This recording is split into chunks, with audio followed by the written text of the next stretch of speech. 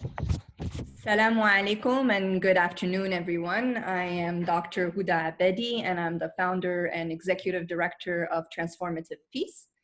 Transformative Peace is a values mission-based consultancy focused on conflict resolution, preventing hate and violence of all kinds, and building inclusive peace processes. Our work is grounded in the belief that peace is a fundamental right and that all members of society are entitled to a role in its peacemaking efforts. Before we start today's program, I would like to take a minute to send love and light to Beirut. For many of us, Beirut holds a special place in our heart. My deepest condolences to all those that have lost a loved one, speedy recovery to those that have been injured, and may you find peace in the midst of this tragedy and chaos. You're all in our thoughts and prayers. I also want to welcome you all to our first transformative conversation series on lessons from South Africa, restorative justice, reconciliation, and political strategies for change and action. At a time when the US is faced with a global pandemic, divisiveness over white fragility and divisiveness and white fragility over radical love and unity, fear-mongering over facts, we believe that amplifying voices from South Africa is very important and should be at the forefront in fighting against bigotry and hate. This conversation will seek to highlight strategies and successes in combating hate and anti-Blackness. Our conversation today is being webcast live on Transformative Peace Facebook and will later be archived in our website. For the last 15 to 20 minutes, we will be taking live questions from the audience. For the people joining us via Zoom, you can submit your questions via the Q&A section. We will be also monitoring our Facebook Live where you can submit your questions. I am truly honored and incredibly fortunate to have with us a dear colleague, mentor, and friend, Ambassador Rasool. Ambassador Rasool is the former South African ambassador to the US. And prior to that, his contributions have included being a member of parliament in the National Assembly, special advisor to the state president of the Republic of South Africa, and the premier of the Western Cape province. I've had the privilege and honor working closely with him on various portfolios for the past few years and learning from his wisdom and experience in his anti-apartheid struggle and his fierce commitment to establish justice, inclusion, and equity for those marginalized and excluded. He is the founder of the World for All Foundation and rethinks the intellectual tools available to Muslims and faith communities by creating cooperative relationships between faiths, cultures, and communities at a global level. And he's also a senior fellow at Georgetown University. Welcome, Ambassador Rasool. Thank you for being here and very excited about today's conversation. Thank you very much, Houda or Dr. Abadi, and it's great to be on part of the transformative conversations that you're having. Thank you very much. It's also a reunion of sorts. Absolutely. I'm very excited to have you here, and I feel like we're going back to the past working on this project. You've had an amazing career path, Ambassador Rasool. And before I want to dive into the case of the South African experience, I want to ask you more of a personal question. What did you wish you had known when you first started out in your career and in your activism, especially for our young people, logging in? What advice would you give them, especially to those that are interested in activism and social justice issues? You know, growing up in apartheid South Africa, activism was never an option. It was always a default. When you're confronted with injustice that wears a uniform, that lives in particular places, that moves around in militarized vehicles, that patrols every aspect of your life, where you can go to school, who you could marry, where you can live, what you can study, etc., etc., then the options are either to succumb to that system and make it victorious over your life, or to resist that system and become an activist against it. And so the idea of a choice for activism is a very unusual one for me. It was never really a choice. The key mobilizers of people like myself into activism were three things: tear gas, rubber bullets, and police batons. Oh, wow. And when I entered high school in 1976, I got my first taste of all three of those, because it was the 1976 uprisings. We were all caught up. You either had the whiff of the tear gas, you saw the rubber bullets being shot at you, or you saw the police with their batons. And that's the moment in which you are transformed. The outrage and the anger in you gives you, that's the moment of a choice. What do you do with your anger? Do you get cowed into submission by your anger? Do you go wild with your anger like an unguided missile? Or do you direct your anger and become part of organizations? And you've never had the label activist, but it's a label conferred on you because of your desire to do something. So that's the one thing. And it often comes when the injustice against you is not so virulent, so visible, uniformed, and driving particular cars, living in particular areas, and it's a more insidious form where the abnormal may have become normal. And you then need to pierce the veils of normality to see the abnormal fault lines that underpin a particular system, as has happened, I think, over the past few months in the United States. The COVID-19 have done what televising brutality by the police could not do. It could not give mobilization to it. There was outrage, there was always anger, but there was never mobilization, and there isn't really organization yet. But there is mobilization. And so when it is insidious and doesn't wear the kind of uniforms always and appear unjust, and it has hegemonized itself, made itself dominant in invisible forms, then I think my advice would be to do what Nelson Mandela did, because we've just come out of the month of Nelson Mandela, celebrating his legacy in South Africa and globally. Do what Nelson Mandela did. In 1964, he faced a judge that was only deciding whether to give Mandela and the ANC leadership a death penalty or a life sentence. And Mandela stood up in the dock and dared the judge and basically said, I have cherished the ideal of a democratic and free society in which everyone lives with equality of opportunity. It is an ideal for which I am prepared to live and to achieve, but if needs be, it is an ideal for which I am prepared to die. So what Mandela did wasn't to wish a death penalty upon him, but he stated in that moment what was so worthwhile to live for and to achieve, what was so worthy in the values that you have within yourself, that if needs be, it is the kind of thing that you are prepared to die for. So for young people, we are not asking them, we are not kind of radical extremists. We are asking you to die for a cause. We are saying to you, define what is worthy of dying for, so that you may know what is so worthwhile to live for. And that is the transformative moment in which you become an activist, because you have clarified your values, you have embraced them, you have said that you are prepared, it is so worthwhile that you prepare to die for them, and therefore you have found your life purpose. And sometimes it is that, and you've got to do it, and I'll end on this note, you've got to do it with 2 feet. One foot that does it in the streets where the action is, where you are needed, and the other foot in the way in which you conduct your everyday life.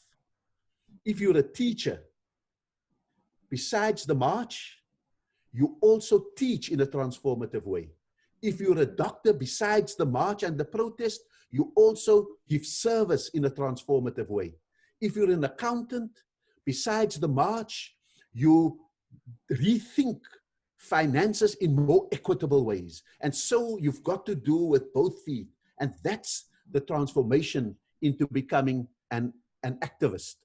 And so I think... Thank you. Go on. No, I love the use of transformative. I'm like, yes. The overuse of absolutely, I completely agree with you. I mean, something that really stands out for me that you mentioned, well, of course it requires also courage, but it also requires checking your intention, right? It's like, what is it that you really stand for? And I think it's something that we all need, even when we're going through this journey, to always check our intentions on why we're doing what we're doing, and always, even when we're in the path, in the middle of it, to keep asking whether we're doing it for the same reason we got in the first time. But what would you say for especially for young people who just started being more active, socially active on these particular issues? Were there some resources that were helpful to you during this journey? Because I mean, there could be also feelings of helplessness at times where there's a lot of chaos around us. I want to say that the best resources are inside of yourself. It's to find that centeredness based on your values.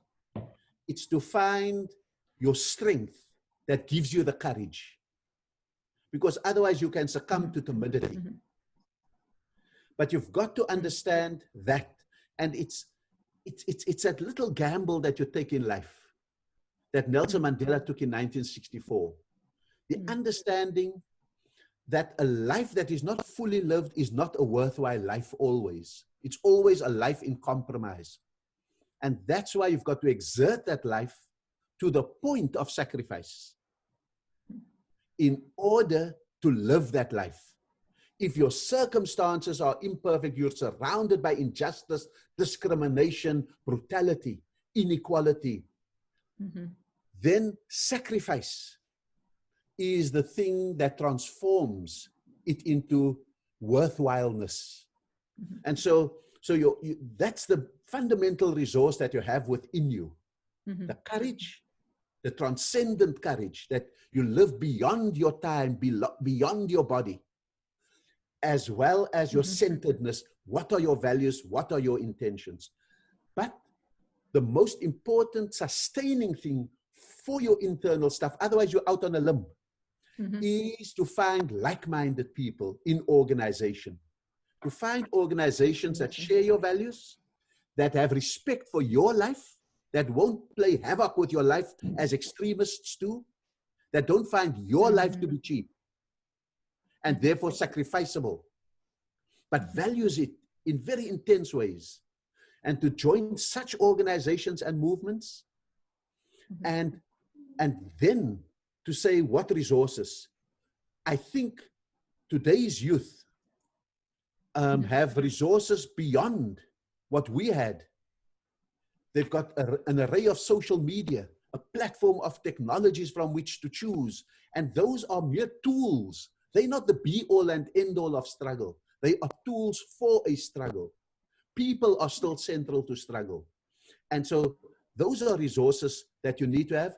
And then I think that you need an enabling culture or religion or ideology or a set of things that make sense of the life out there and the life within you that resonate with each other. For me, it was finding it in the Quran and reading the Quran in transformative ways, understanding the Prophet Muhammad in transformative ways, not ways which confirm traditionalism, but ways which transform traditional into something revolutionary.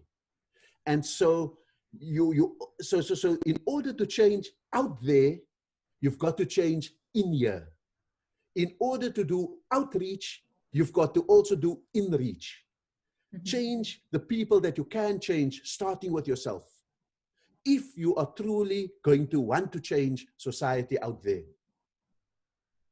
Thank you very much for this. And I'm sure Many are finding it useful and inspiring. If there is any time, we will delve a little bit into the maqasidi sharia, or the way of interpreting or understanding Islam, and how it can be very empowering, especially doing this work. We'll see if we get time to it. I'll dive right into the questions, specifically looking more the experience of South Africa. So under Nelson Mandela, the struggle against the apartheid was conducted in a militant, non-violent way. And at the moment of a transition, inclusive process of justice and reconciliation were pursued. And Mandela's famous speech quote says, "No one is born hating another person because of the color of his skin or his background or his religion. People must learn to hate, and if they can learn to hate, they can be taught to love, for love comes more naturally to the human heart than to its opposite." End of quote.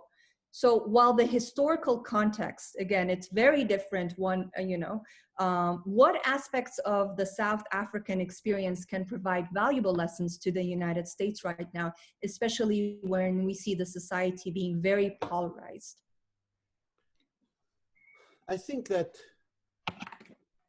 the Mandela approach is one in which you don't view the world only in binary terms.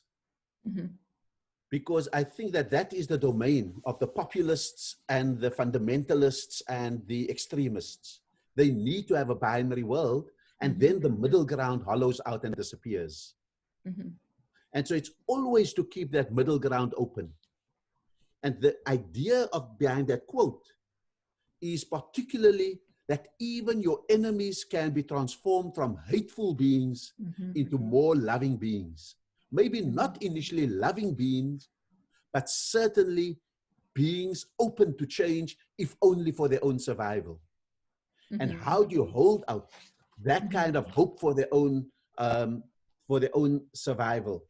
And so I think a transformative moment is to ask yourself, what do I want to have happen to my oppressor, to the unjust, to the colonizer, to the exploiter? Mm-hmm. We did not have in South Africa what Mozambique or Angola had, where the Portuguese colonists would go back to Portugal. Mm-hmm. Or Algeria, where the French would go back to France. Mm-hmm. We had a colonizer who was here to stay. And that changes the calculus completely. Because if the day after liberation, you're going to have to look each other in the eye, then you've got to create the foundations for coexistence. Mm-hmm. That coexistence may be frosty, cold, and heated in exchange at first, but you've got to move it along. So it's that kind of insight, wisdom that a Mandela had to understand that nature of the oppressor, and therefore to change the political calculus. Secondly, to understand that we want peace and we want justice. Mm-hmm. But that if you pursue justice too perfectly, you never have peace, because you're constantly fighting for that elusive perfect justice. On the other hand, if you want peace too easily, you're probably compromising fundamentally on justice. And therefore, for society to actually move forward, you've got to have the intersection of justice and peace, which is then reconciliation. How do you hold out sufficient justice, create sufficient peace in order to begin the process of transforming society? And that's the process of reconciliation. But reconciliation itself cannot be cheap. There's got to be a price for reconciliation, and that price at its extreme is either punitive or reparations, or that price is truth to start off with. And that's how the truth and reconciliation was born, so that it held out the possibility of amnesty and atonement for the oppressor, but it held out the possibility of truth and closure for the victims. And so I think that that created the kind of enabling environment for some discussion to start taking place between the ANC and the apartheid government. and then to calibrate what it is that you want to achieve in society. And so in South Africa, we are still unequal, still racially divided in South Africa, but we have the sufficient justice, sufficient peace, because our constitution set out with our Bill of Rights to fundamentally give each South African human dignity. Essentially give them human rights with a few tensions that still exist and racial residues that still exist. And progressively to meet the human needs of society. We were not a rich country. We were held back. We made an economic compromise. So all the wherewithal for full economic transformation wasn't there. And so we set out progressively to build human needs, starting with a safety net basket of services that keeps the most vulnerable from falling through the cracks in society while beginning to move forward. And so I think it's that, it's not just wisdom, it is strategic wisdom. And I end on this note by saying that, you know, so many people are so principled with their tactics. We want nationalization now. We want the economy now. We want this now. You know, tactics is what you see down the road. Strategy is anticipating what's around the corner. And so strategic wisdom is not only dealing with the circumstances you see in front of you. Strategy is anticipating and managing the consequences that's waiting around the corner. That's great, very helpful. I actually will be asking you a little bit more on reconciliation and restorative justice in South Africa. But before we go to that question, a small little follow-up question is, how does the trauma of apartheid pose questions for South Africans today in relationship to their identity and coming to terms with their past? And this is like a question now that we see a lot of countries trying to deal with, that had, you know, a colonial past or went through war, trying to deal with the trauma and moving forward, but still trying to reconciliate with their past.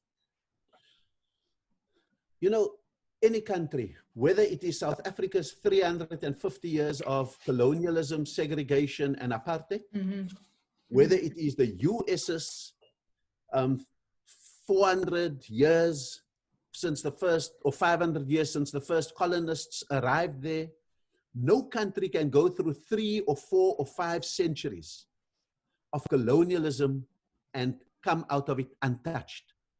Slavery. Slavery leaves a legacy. If you don't address it, it leaves permanent fault lines in the DNA of a society.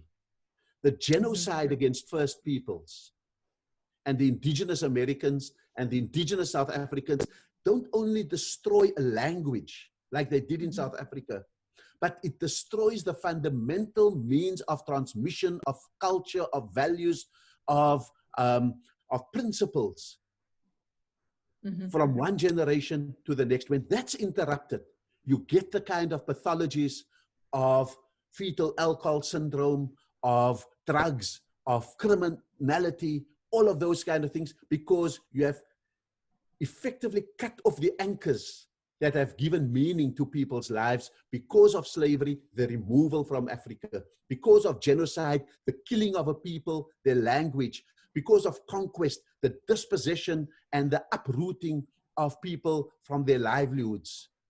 And so the Truth and Reconciliation Commission in South Africa was an attempt to deal with some of that legacy, not successfully always, but the absence of it in the USA means that you're always going to need a second amendment for people to arm themselves in case these ghosts come to haunt them.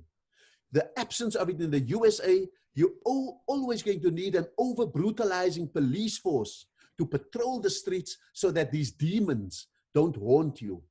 You're always going to have to build extra jails for the children of those who have been dislocated from their society and have been put up a creek without a paddle. And that really would be the trauma that stays with you. It stays in racial residues and hidden racism, even if the K word and the N word is is outlawed in South Africa and the US respectively, even if people smile from the sides of their mouths, but they're being polite and insidious in how they are exercising the power relations over you and appropriating memory and appropriating symbols of society.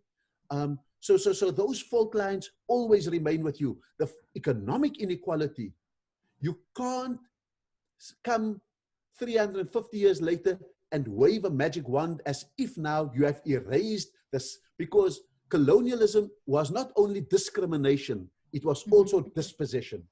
So sometimes you can take the discrimination off the law books and give civil rights, but unless you have restored the issues of dispossession, you will always have those fault lines, and the trauma will always be real, as if slavery only happened yesterday, the genocide only happened yesterday, the conquest only happened yesterday. Yeah, absolutely. I mean, there's one of the things that stands out for me also that is important, even when looking at the case of South Africa, and even in the case of Morocco, where there was, truth, for past crimes that happened before Truth and Commission that was based on the South African model. To me, there can't be a real reconciliation or true reconciliation without real economic justice. I think it's very important or key, or else the victims, generations after, it's just talk. And the need also to have an equilibrium between justice and between peace that you said, not too much, not trying to just get justice and then, not getting peace, or too much peace, thinking just too much peace and compromising. So finding an equilibrium between the two. In the US, we can finally see a push and a call for reparations at the policy level, but it's still facing a lot of pushback. For every $100 of wealth that white families hold, Black families hold just $5. 1 in 4 Black households has zero or negative wealth, in contrast to 1 in 10 white households. White households make up 96% of the top 1%, while the Black households constitute only 2% of the highest wealth bracket. So we continue to see a widened racial wealth gap that grows as white people are compensated by what I call state-sanctioned racist policies. How can we create racial equity when economic justice is not fully addressed? And what are your thoughts on how we can effectively push for economic equity and long overdue reparations? I just wanted to add a rejoinder of a trauma that stays with you, a residue. Please. It's toxic masculinity. Absolutely. And I think that the gender-based violence that we face is a continuation. You could not have seen the rape of your mother in slavery, in a genocide, without carrying with you some idea of the relative worthlessness of women and your power over them. But let me park that there. I didn't want to lose that point. I think Houda, reparations is a subset of restorative justice. Yeah. Which is a subset of economic equity. Mm-hmm. And so I think that if we understand it like that, then reparations are often for specific issues. So South Africa has had a land restitution program, not very fast, not very speedy, too many constraints on it, like market value. You've got to pay market value to those who currently own the land. So we're trying to deal with those kind of things so that at least reparations can get out of the starting block. But you cannot postpone economic development and well-being in the hope that you can get reparations out of the system. And so in South Africa, as I've said, we've started with doing what the state can do. So the state can, when you reach 60, it can look after you with a pension till you die. When you are disabled for some reasons, you can get the disability grant till you are well enough or you pass on. if you're a child under the age of 18, you can get a child support grant so your parents never feel that they must serve you to child labor. And so we can go on, if you're in a particular cohort, free school, a particular cohort, free health, and so forth. So there's a basket of services that I think prevent the most vulnerable from falling through that. But that's a subset of a bigger thing. It is a holding operation until you can get economic equality on the agenda. And in South Africa, it has remained an elusive issue for us. And the result is that you've got a strain in South African society for radical economic transformation, take what we must take now, etc. They've had enough chance. But you also work with the idea that you don't want to destroy what you want to inherit. So you cannot, you may inherit a factory that is a building, but no longer a factory that can export. Mm-hmm. And so it's that very fine calibration of how you get those kind of things. We tried BEE, but it got rerouted because we took our eye off the ball and allowed a new elite to come over and feed at the trough and pervert BEE. So it lost its purpose. Mm-hmm. And so we need to go back to the drawing board in South Africa. In the USA, for example, we need to ask whether casino licenses and land is a reparation for the genocide against indigenous Americans. Because anyone can interpret reparations in the way that they want to. And so I think the best way to go forward is to treat the discrimination and the dispossession not as a boiled egg, where you can separate the shell, the issue of gender, the white, the issue of color, and the yolk, the issue of class. And everyone can choose what they work at. The American government can say, no, we've deracialized. Now you're free to go and pursue your own class, become a middle class. And we don't care about women. I think in South Africa, we are rediscovering the scrambled egg. That gender, race, and class are scrambled. You've got to solve them together, because it is no coincidence that if you're black, you'll be poor. If you're a woman, you may be battered and dealt with in misogynistic ways in one way or the other. And therefore, the way out of this conundrum is not even for activists to choose their favorite site of action. And so you can get women activists. If they don't keep their eye on the yolk and the albumin, they are simply tinkering at the edges. The same with racial justice people. If they only stay on the issue of black, they lose misogyny and they lose poverty. And the same with class activists. If you're only saying it's the economy, you lose how racialized the economy is and how gender inferior society is. And so I think we've got to learn to eat scrambled eggs, and we've got to learn how to deal with all of those things in order for reparations, safety net, and restorative justice to find its place in society. Absolutely, I agree with you. I think, yes, for scrambled eggs. And I think, what you're saying is more of an integrated and an intersectional approach in looking at the issue at hand, because they are all interlinked, and we have to have a much more nuanced perspective. I just think that in terms of the US, it's most of the time when we talk about racial inequalities, a lot of times the economic inequities take second place. We don't talk much about it because until recently, we're talking about race in a very open, like people are having conversations in a public forum.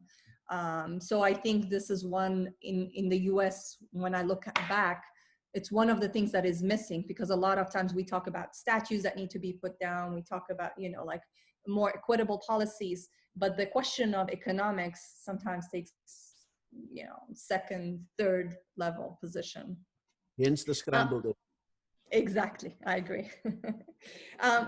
We're all we're still living in the legacies of colonialism from South Africa. Myself, right now, I'm in Morocco. It comes in different colors and shade.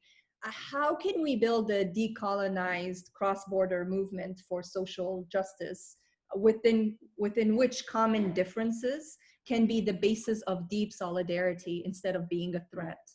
I mean, the more we look right now, the world is becoming more and more polarized, and there is a rise of nationalism. And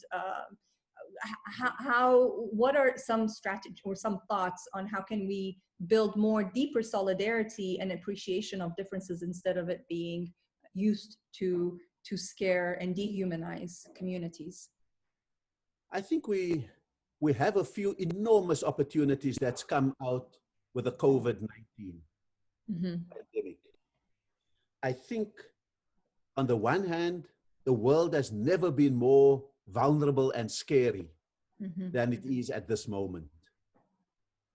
The world has learned to respect the possibility of having no borders, because we saw the fact when terror went global, we still thought we could do it nation by nation. Climate change, the US said, we're pulling out of Paris. This one said, I'm not signing that. We all thought we can still do it nation by nation. The US and other populists like Boris Johnson thought that could be their initial response to COVID-19. They're learning the hard way that this is not the case. And so, in a very real sense, the borderlessness of the world has been dramatized for us by COVID-19. That's the first thing. The second thing that has happened is that old fault lines have been exposed. And that's why it's no accident that alongside COVID-19, Black Lives Matter became a global phenomenon. And soccer teams are doing it in Europe.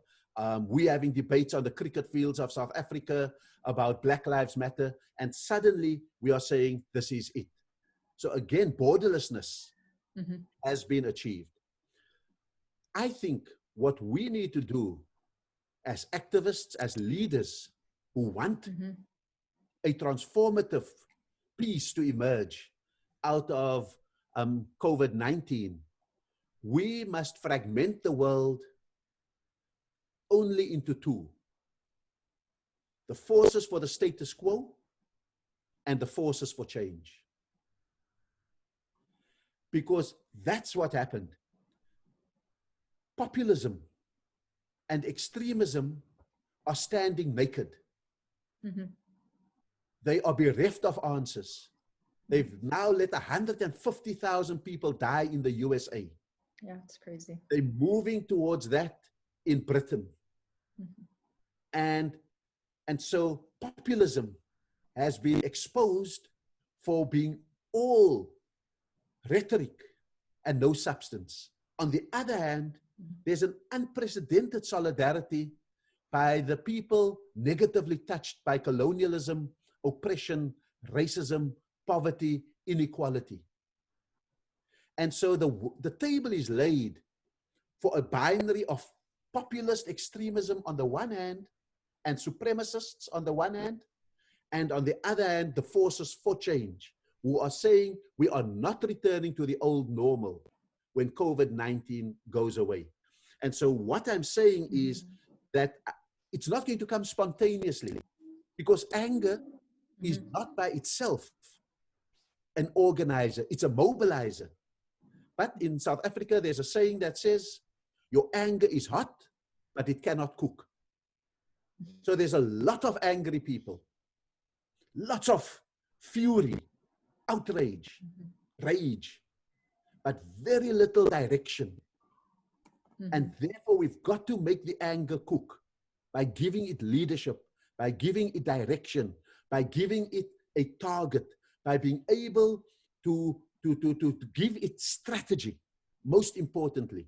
And so while issues may change from country to country, in America, the struggle is for far more inclusive and equal civil rights, economically equal civil rights.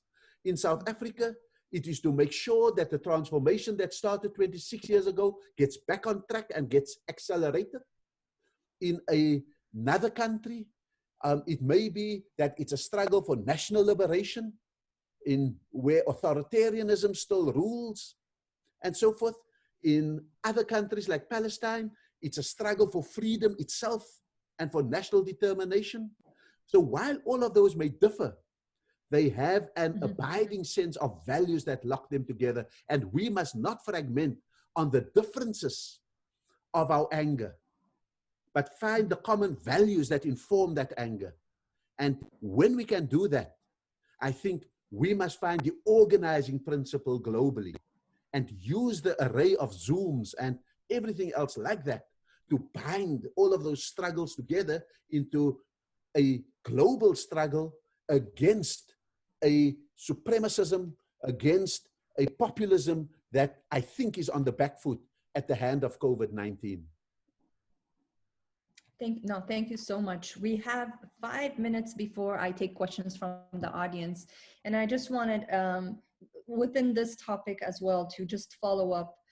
What are your, like your thoughts? How can we, you discussed how we can build a little bit sustainable liberation movements, but how can we ensure that we do not mimic oppressive behaviors or recreate new injustices and inequalities that we're trying to fight? And my second half of the question, so it has to be answered quickly, is how can the process of collective liberation also focus on the transformation of the self so it can be sustainable and transformative as a collective? I think the two are fairly linked. Absolutely. You see, we don't want to reproduce the systems of oppression that have oppressed us. And therefore, I think that our strategic tasks lies in what I call resolving the triangular conundrum. How do we bring relief to the restless being those who are racially or religiously isolated and marginalized and economically deprived? How do we bring relief to the restless? How do we manage the unsustainable, the populists, the authoritarians, the proxy elites who govern our countries and so forth? But at the same time, how do we prevent the undesirable from assuming power? Because for a long time, we've removed the unsustainable and in their place have moved the undesirable. And so that triangle is a very critical one always to be looking at, so that you don't reproduce in a different form the oppressions of the past. And the Arab Spring, to some extent, was a missed opportunity because it didn't keep all three of those angles of the triangle in focus. And so we missed the opportunity to do things in a wise way that would prevent counter-revolution. And so the unsustainable militaries came back. And we didn't at the same time deal with the undesirable, the extremists. And so they remain in the underbelly of our societies, and the restless have had their situations worsened. So I think that triangle for me is the way to prevent a recurrence of the oppression and bad situations from coming up. I think on the issue, there is no doubt there's an Islamic principle that Allah does not change the condition of a people until they change that which is within themselves. And that is the theory of change in Islam, but I believe it is the theory of change for the world. And therefore, Muslims, for example, can't be serious when you decry Islamophobia, but every second word out of your mouth is the bloody Jews. And you can't even make a distinction between Judaism as a religion and Zionism as an oppressive political ideology. And sometimes you've got to insist on Zionism as that and Jews as good. if only for the humanity of Jews themselves. You've got to have a little anchor into their heads, into their conscience, to say, you know, your religion is good, but your politics stinks. What you're doing to the Palestinians can't be what your religion wants. The moment you succumb to conflating Zionism and Judaism, you have removed the kind of hook into the head of the oppressor. That's why Nelson Mandela says, I know you're not born hating. You've been taught to hate. So let me teach you to love. You've got to redeem the humanity of your enemies as well. So I think, but it has to be with a deep transformation. You can't hide your hatred. Yeah, you can't do it without self-transformation. You can't do it without self-transformation because you'll be caught out. The people that you want to lead will catch you out. And therefore, self-change is the precondition for collective change. That's great. No, thank you very much. And really important to think about. I'm going to go to a question that we have from the audience, and then we can perhaps go back. I have some questions on Islamophobia. So a question from Mustafa from AFD International. Assalamu alaikum, Mustafa. His question is, as the West in Europe and America is marching to the right, the far right is gaining ground and imposing policies and change.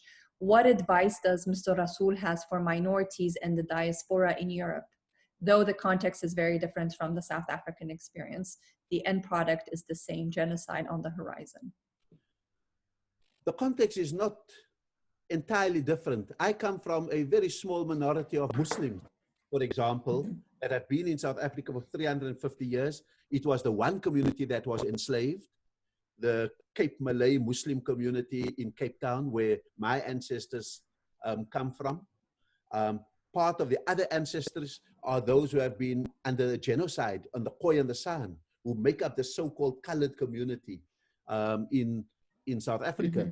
And so minority issues are absolutely crucial, and diasporian issues are absolutely crucial. I think the first thing that we learned as a minority in South Africa in the anti-apartheid struggle is, don't keep your heart in where you come from, your homeland, but your body is sustained by the new context. Make a choice that you are South African. And therefore make a choice that you are American, and then invest in America. Because if you are a visitor in America, you are just a sojourner in America, you don't invest your blood, your sweat, and your tears for justice in America. Because you've always got Pakistan in mind, or you've got Arabia in mind, or whatever the case may be. So that's the first thing: invest yourself in it, because then your children will be invested.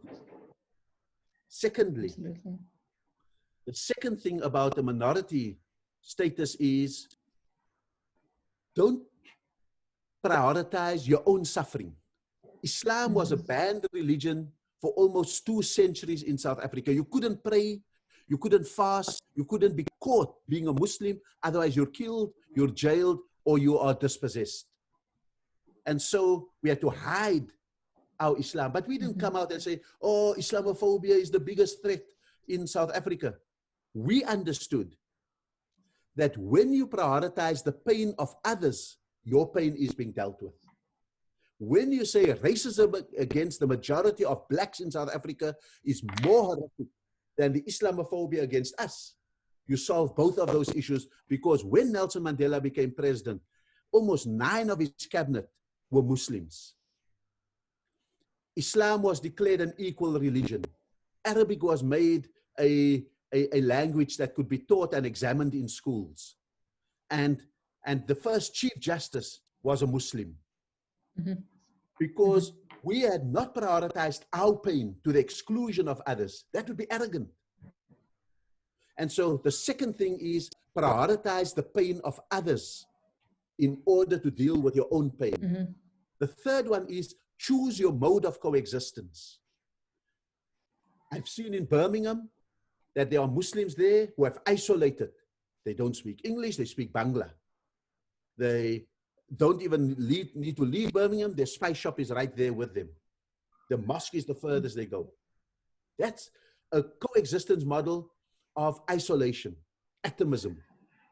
The other one, which we should resist, the French model, is assimilation, to become the same. We have religious diversity, we have religious differences, cultural differences, linguistic, which adds to the society. And therefore we shouldn't yield to the demand of becoming the same, because monocultures decay while multicultures create. What we have chosen in South Africa is the coexistence model called integration, where we respect the integrity of the nation and the nation respects our integrity as a minority of Muslims. And therefore, the coexistence is not on hiding difference, but in transforming difference. That difference doesn't become division, and that diversity does not become fragmentation. And so I would say those are, for me, three crucial landmarks of how we transform a minority situation and move forward. I also think that that we need to take such a model aggressively, particularly countries where we keep our heads under the parapet until we're caught out. And I think there must be solidarity, for example, with the Uyghurs and the Rohingya, and so forth, and Muslims in India. We must have solidarity, but we must not religionize the solidarity. We've done that in Palestine, and we've given Christians in America a way out of responsibility towards Palestinians because they saw it as an Islamic thing. We're doing the same with the Rohingya. We're letting Hindus off the hook. We're doing the same with Muslims in India and not making it a human rights issue. And so I think we've got to rethink solidarity and global support. This absolutely. This is, you reminded me when I was still at the Carter Center, this is like one of the things that President Carter himself said, that Islamophobia, it's not a Muslim issue, but it's a human rights issue. And we need to see it as a human rights issue to be able to take an intersectional and an integrated approach where we can bring different groups and communities of people trying to work on this issue. There's another question from Bob. Hi, Bob. What will John Lewis's greatest legacy be? I think, and I say this as someone who had the great honor of being accompanied by John Lewis to the Edmund Pettus Bridge, where he showed me where his skull got cracked by a police baton, about being invited by John Lewis on the occasion of Mandela's 95th birthday to address the Houses of Congress, and having John Lewis at the South African embassy when Nelson Mandela died and him coming to pay. I think the United States must really cherish the remaining memory of that big six that really fought the civil rights movement, or led it rather. Many people fought it. I think the one person I think was left is Andrew Young, the mayor of Atlanta then. But I think that is like the decimation of our hard drive, where the memory of struggle is there. The legacy of John Lewis is that he did not stand by the gains of the civil rights movement and said that the current generations have an illegitimate battle against the US and that they are endangering the gains made by that generation that he was part of. I think he fully understood what Black Lives Matter was all about. They did not see the ascension of President Obama to the White House as the be-all and end-all and the crowning achievement. They knew that that was an interlude, a moment of respite in an ongoing struggle. And so I think John Lewis had the kind of wisdom to understand that. I think John Lewis, what he teaches us is that sometimes we are so busy with social media that we fear our screens being cracked. He had his skull cracked. And so the social media is a tool. You are not putting yourself on the line. John Lewis teaches us to put ourselves on the line. That's the ultimate investment that I think we need to be having. And so he is not a relic of the past. He is the one who lights up the path to the future and the way that we must move towards that future. Which reminds me of what you said at the beginning when we first started, right? Under Nelson Mandela, he had a choice and he had to make that choice. Absolutely. A quick question before we end. I hope I can get 2 questions in. Inclusivity, trust, and also ownership was a big deal for South Africa. It played a critical role in the success of the national dialogue. Do you have any thoughts, right, recommendations on how do we build trust specifically? We touched a little bit upon it in the beginning of our conversation, but in a polarized society like the US right now, where it's really divided, how can we build trust and try to engage in a much needed national conversation around race and other issues? I think you've got to distinguish in a country like the USA what happens at the elite leadership level and what happens on the ground. Mm-hmm. Leadership don't trade trust, they negotiate interests. Absolutely. On the ground, you may have enough trust, but not even all on the ground, because there are those who have invested so much in their sense of loss, the Make America Great Again crowd. They are focused on their loss and therefore not always able to move forward by holding hands. I think building trust is maybe the outcome rather than the glue. The glue is something else. The glue is a shared sense of survival. The glue is generations who are not so embedded in the bitterness of the past that they can see beyond what they've heard about the past. So I would say it was very, very wonderful to watch the Black Lives Matter, particularly the Washington DC iteration of Black Lives Matter, and to see black and white absolutely all chanting Black Lives Matter.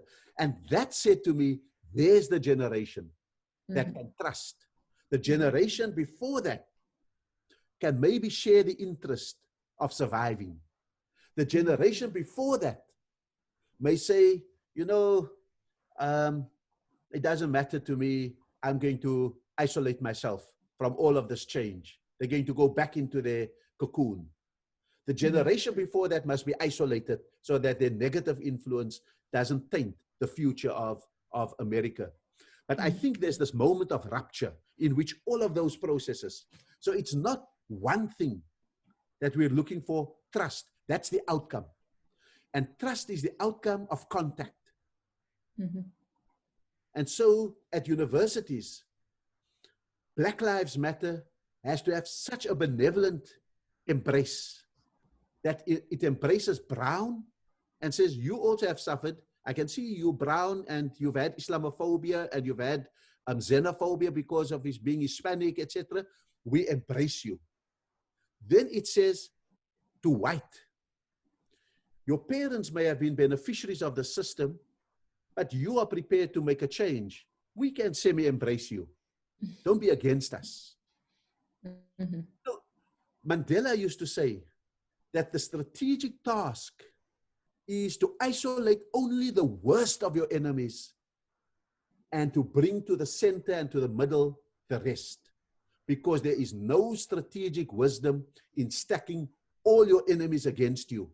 Absolutely. And recruiting for your enemies as you move forward. And so I think it's a much more pragmatic start than the kind of trust issue that will come. That is built over a period.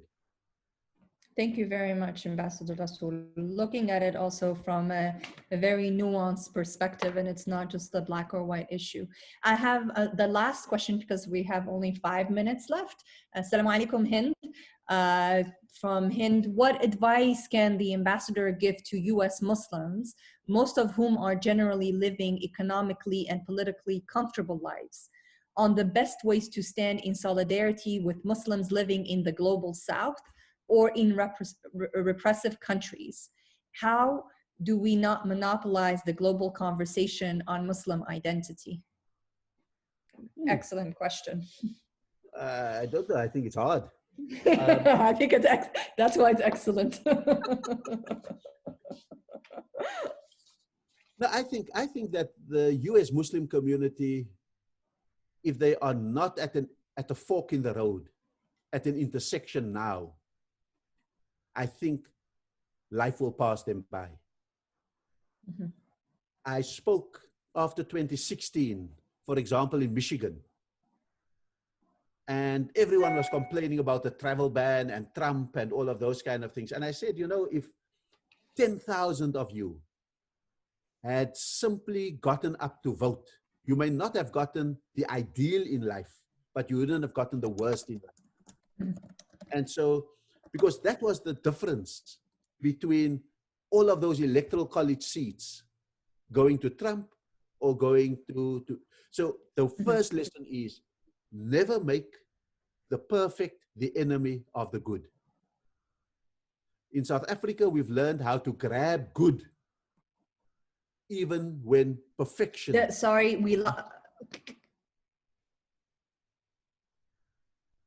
Yeah. I lost you there. Can you repeat the last 10 seconds? I'm saying never let the perfect become the enemy of the good. In South Africa, we did not see perfection on the horizon. We saw postponed perfection, but we salvaged the good out of that situation. I think that's something that the US has to do. I think secondly, find a balance between your national identity as being Americans and your religious identity as being Muslims.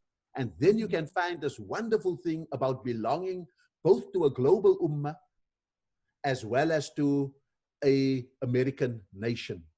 The one gives you influence over the processes in your country. The other one keeps your conscience alert as to what's happening. Thirdly, if there are solidarity issues in the world of Muslims, and I want to say that if you were to count today, where are all the unliberated areas? I think you could almost hear them all speak Arabic, see them all wearing a thobe, see them all praying in particular ways. That's the unliberated zone. And so we who have embraced democracy, free speech, all of those kind of things, we have to become ambassadors of those values to our family, our communities back home. The next thing is, don't monopolize the issues where Muslims are center stage, because our job, as I said earlier, is to make those human rights issues, not Islamic issues, as we move forward, because then we become our own worst enemy.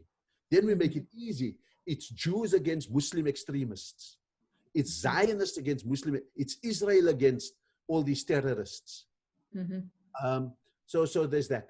The other thing that I would say is, if you're Muslim, by and large, you're from the global South. By and large, you've been colonized. By and large, you have been the victims of a colonization process. Whether we are now ruled by local proxies in the Muslim countries or not, but we have been touched. I think that gives us a connection of liberatory values, and secondly, it gives us a glue with Hispanics and Latinos and South Americans and Africans and Chinese and other people from the global South. So I think we've got a double glue or a triple glue. A glue within a nation, a glue within an ummah, and a glue within the global South. And we should be mobilizing all three. At this point, we're far too comfortable going to mosques and rallies and fundraisers, only for certain issues, and I think we isolate ourselves from others who ought to be our allies in a global battle. Thank you so much, Ambassador Rasool. Always very inspiring to listen to you. Can't believe an hour has already passed. It went by so quickly. My last closing question for you is, how do you remain inspired and hopeful, given, I know, like we always say, like, you know, great leaders make from challenges, they see them as opportunities, transform them as opportunities. But what keeps you inspired and hopeful that there's going to be a better future for people? A lot of people that saying 2020 is one of the worst years that they're experiencing at a personal and professional level. You know, the Quran describes faith as a belief in what you have not seen. And therefore, faith by itself is hopeful. Because what you want, what you wish for, what you be in the company of, is what you may not have seen yet. It may even be very elusive. Your own actions may distance yourself from the objective of your faith. You make mistakes on the way. And so what keeps me hopeful is the sense that I may not have glimpsed this perfection that I yearn for, but I know it's possible. I know it's there. And I must dedicate a lot of my energies to its achievement. And therefore, I think that's the inspiration and the hope for me. The inspiration and the hope is also in knowing what you are capable of, knowing what part of your generational gene has been surpassed, and what part can you give to the next generation, and what part can you actively contribute to. Because sometimes a generation that has struggled against apartheid and done all of these different things, they still think they have the monopoly of wisdom. I think you've got to have that humility. And it's that humility that gives you a sense of your capacity and your capability, and then you act within that capacity. And so that's a further inspiration. But at the end of the day, I think I look at enough young people, and I think that COVID-19 has been this, and I end on this, has been this moment of rupture. Absolutely. It's exposed the fault lines of the world. It's made the world hunger for a better future. And we have seen people respond to it. What we need to do is to turn that into a constant mobilization, and to turn that into an organized way in which we can direct and lead it. And I think that there's enough of that around. And so I remain inspired and hopeful. MashaAllah, absolutely. Thank you so much, Ambassador Rasool. You provided really useful tools for us and food for thought. Thank you very much, and all the best to you and Transformative Peace. Thank you. Thank you so much. Okay.